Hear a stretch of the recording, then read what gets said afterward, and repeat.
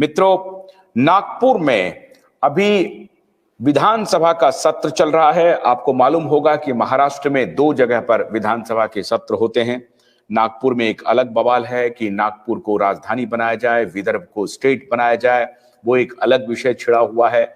लेकिन विदर्भ वासियों को थोड़ा मोड़ा लॉलीपॉप देने के लिए महाराष्ट्र विधानसभा का एक सत्र जो है वो नागपुर में चलता है और ये विंटर सेशन ही नागपुर में चलाया जाता है। लेकिन ये महत्वपूर्ण, उससे भी ज्यादा महत्वपूर्ण ये है कि उस विंटर सेशन में अभी एक बात की गूंज पूरे विधानसभा में चल रही है और बात है उद्धव ठाकरे के परिवार की, उनके बेटे की। आदित्य ठाकरे को लेकर के भारतीय जनता पार्टी के विधायकों ने मांग किया है विधानसभा में कि आदित्य ठाकरे को एसआईटी की जांच के सामने पेश होना चाहिए और लोगों के मन में जो शंका है उसका समाधान होना चाहिए। लेकिन विश्वस्त सूत्रों से खबर यह आ रही है कि शायद आदित्य ठाकरे देश से फरार हो गया है। आपको मालूम होगा कि कल भी हमने ये बात आपको बताई थी। जब से हमने ये अभियान चलाया है तब से आदित्य ठाकरे और उद्धव ठाकरे दोनों कोशिश में लगे हुए हैं कि कैसे वो इस केस को मैनेज कर सकें। वो लगातार ये कोशिश कर रहे हैं अदालत में जाकर के कि तारीख दर तारीख बढ़ती रहे। उनकी कोशिश हो रही है अदालत में कुछ साठगांठ हो जाए, वकीलों से कुछ साठगांठ हो जाए, इन्वेस्टिगेटिव एजेंसी से कुछ साठगांठ हो जाए, सरकार के कुछ नेताओं से साठगांठ हो जाए। ये सारे प्रयास उनके धरे के धरे रह गए हैं जब सरकार ने एसआईटी की घोषणा एक साल पहले की और 2 दिन पहले, ठीक विधानसभा सत्र के एक दिन पहले 7 दिसंबर से विधानसभा का सत्र शुरू होने वाला था और एक दिन पहले सरकार ने घोषणा कर दी कि एसआईटी के जो अधिकारी हैं उनके नाम जल्द ही वो पब्लिक करेगी और कौन कौन एसआईटी में हैं इनको लेकर के खुलासा किया जाएगा।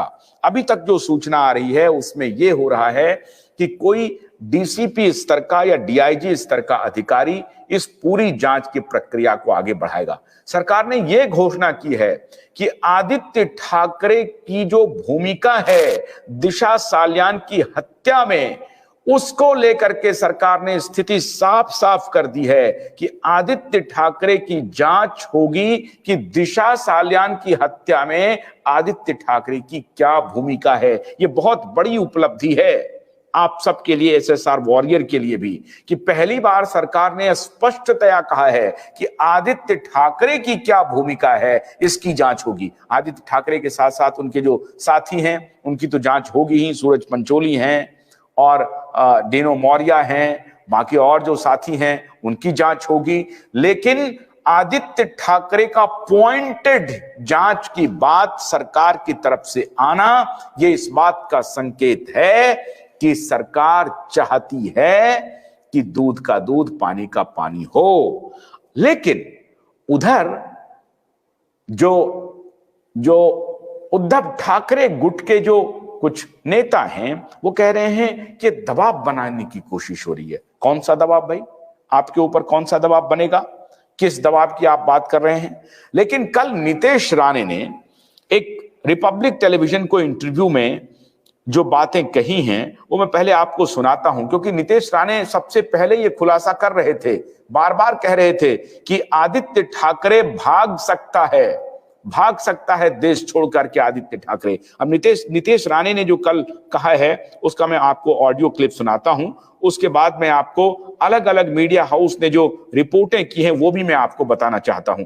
मेरे लिंक अभी इसमें आपको दे दिया गया है। जो भी एसएसआर वॉरियर ज्वाइन होना चाहते हैं और अपनी बात रखना चाहते हैं इस लाइव में, वो कर सकते हैं। मेरे चैट बॉक्स में हमारा लिंक मौजूद है और हम आपसे आज बात कर सकते हैं। जो भी एसएसआर वॉरियर हमारे इस लाइव चैट में शामिल होना चाहते हैं वो शामिल हो सकते हैं। तो अभी हम आपको पहले वीडियो दिखाते हैं रिपब्लिक टेलीविजन को इंटरव्यू में ये कुछ लोग हमारे जो साथी हैं वो लिख रहे हैं इन सब चर्ची वुड को फांसी होना चाहिए। बिल्कुल ठीक है, मैं आपका देख रहा हूं कमेंट आ रहा है, इन सब चर्ची वुड को फांसी होना चाहिए, एकदम ठीक कह रहे हैं।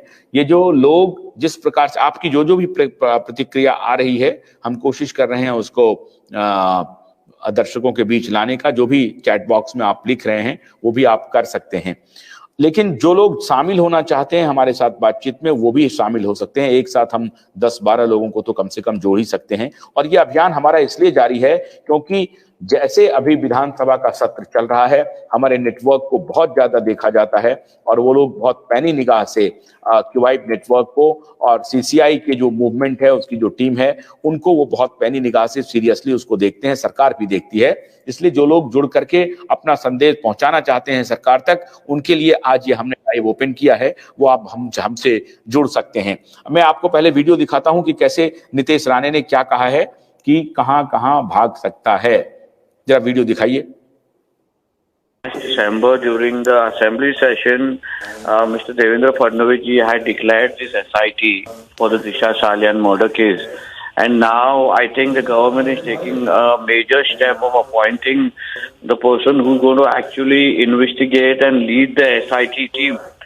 I think this is a very positive move because it's been years that all the SSR fans, Disha Salian fans, and all of us rather, including Arnav and your channel, who've been aggressively wanting answers and wanting to know is why every time Disha Salian and Sushant Singh case comes up, why is there only one politician who has always been named in this particular case, and that's Aditya Thackeray.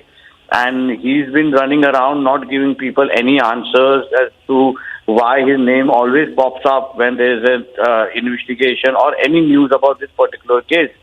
What I have recently also heard, there is a petition that a group of people have come together and filed in the High Court, and where they have put forward some kind of evidences also. For example, the mobile tower location of the 8th of June and the 13th of June, where it clearly, especially on the 8th of June, where we have been saying that there was a party held and where Disha Salian was murdered and whatever happened after that. But that particular mobile tower location of that particular day of Aditya Thackeray, Disha Salian and a few others have matched according to those people, and that evidences they are going to put forward to court. So these all are very positive developments in this case. I think the SIT team, when it is formed, and all the investigation will be done, because when the Uddhav Thackeray government was there, you must have noticed is the investigation was not sincerely done.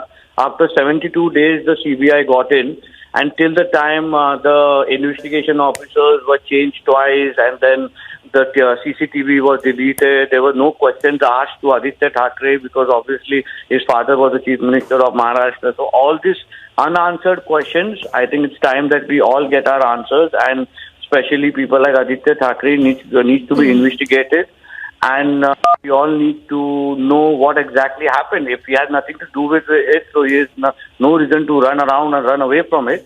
But I think it's time the SIT team sits down and investigates and gets us all our answers. Bholanath का brush cutter एक battery चालित machine है जिसका charging समय 3.5 घंटे है। यह 6 से 8 घंटे के प्रभावशाली संचालन समय का दावा करता है, जिससे यह एक बार चार्ज करने पर 16,000 वर्ग फुट गेहूं या चावल के खेतों को कुशलतापूर्वक काट सकता है, जबकि इसका पेट्रोल समकक्ष व्यक्ति उसी कार्य के लिए 1,000 रुपए मूल्य का पेट्रोल खर्च करता है।